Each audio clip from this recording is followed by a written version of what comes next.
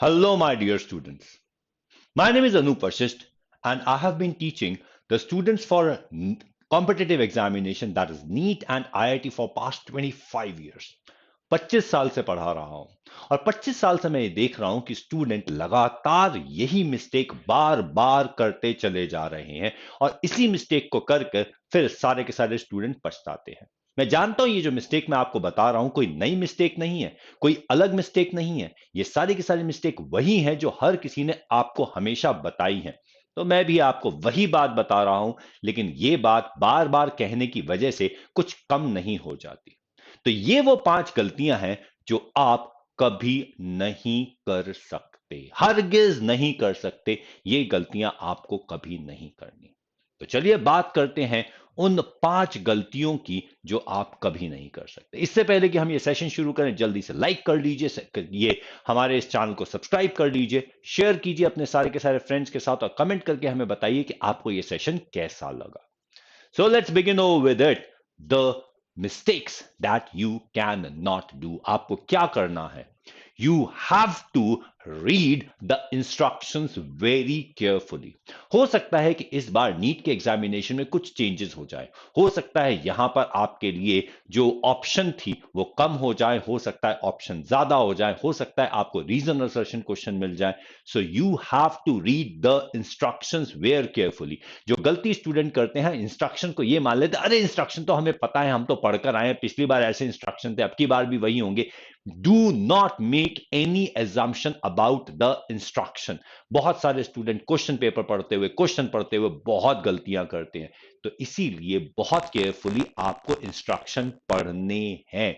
हो सकता है वहां पर कोई ऐसी छोटी सी चीज हो जिसकी वजह से आपका अगर एक क्वेश्चन भी इधर उधर हो गया तो बहुत ज्यादा फर्क पड़ जाएगा। तो पेपर के इंस्ट्रक्शंस आपने बहुत ही ज्यादा ध्यान से पढ़ने हैं।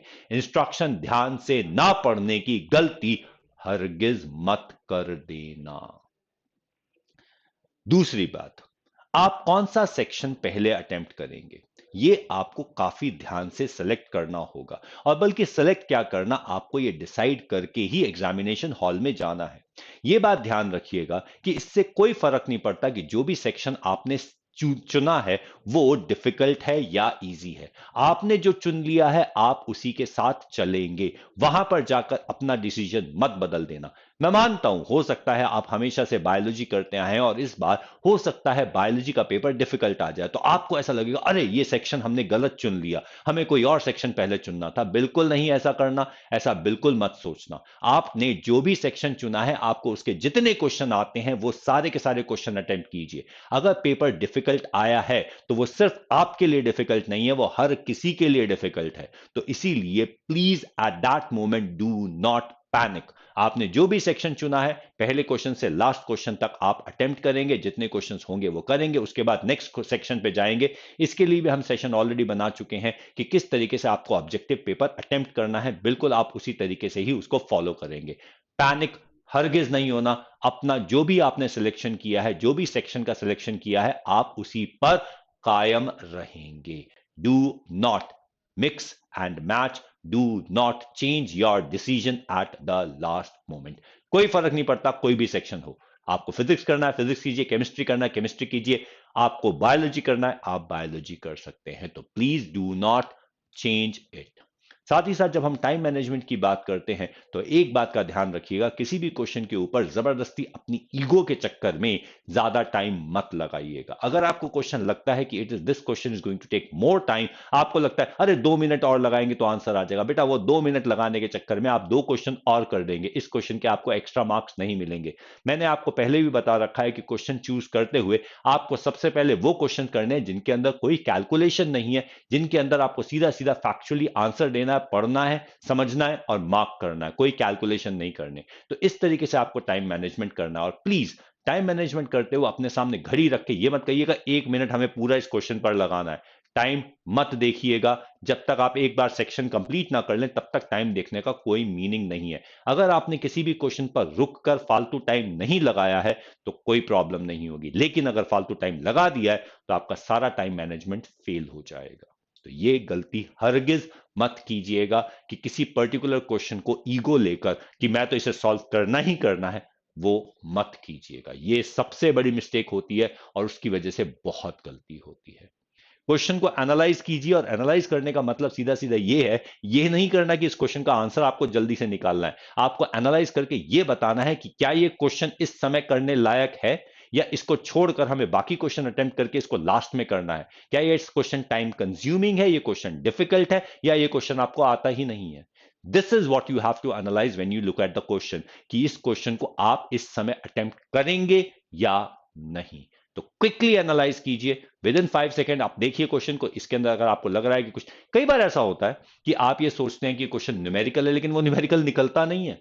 कोई बात नहीं, बाद में कर लेंगे। इस समय टाइम वेस्ट नहीं करना, that is the most important thing. किसी भी क्वेश्चन पर टाइम वेस्ट नहीं करना। ऑप्शन बहुत ध्यान से पढ़ना। बहुत बार स्टूडेंट ये गलती करते हैं कि आप ऑप्शन को पूरा पढ़ते ही नहीं है। आप फर्स्ट ऑप्शन पढ़ते हैं, अबे यही आंसर है। अरे यार, पूरे चारों ऑप्शन पढ़े बिना आंसर मार्क करना ही नहीं होता।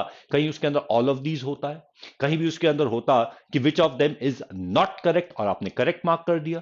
तो बेटा चारों ऑप्शन पढ़ोगे तभी आपको रियलाइज होगा कि शायद आप गलत मार्क कर रहे थे। ओहो, मैंने गलत आंसर मार्क कर दिया, ओहो मैंने आगे आंसर नहीं पढ़ा, अरे मैंने ऑप्शन नहीं देखी। ये गलती नहीं होनी चाहिए। आपको सारे के सारे ऑप्शन ध्यान से पढ़ने हैं, एनालाइज करने हैं, और फिर उन्हें मार्क करना है। तो सारी की सारी ऑप्शन बहुत ज्यादा केयरफुली पढ़ लो। अगर केयरफुली नहीं पढ़ोगे तो ये बहुत ही ज्यादा बड़ी गलती हो जाएगी। So just don't do this mistake. इनमें से कोई भी गलती मत करना। अगर ये गलती करोगे तो बेटा सारी की सारी प्रिपरेशन होते हुए भी कोई फायदा नहीं होगा। ये जितनी भी मैंने आपको गलतियां बताई हैं, इनका आपके प्रिपरेशन से कोई भी लेना देना नहीं है। आपकी प्रिपरेशन कितनी भी अच्छी हो, अगर इनमें से आपने कोई भी मिस्टेक की, तो that is going to prove very fatal. And सबसे इंपॉर्टेंट गलती, पैनिक मत करना भाई, पैनिक मत करना। ठीक है? Okay, stay positive, work hard, and make your selection happen. We are always with you.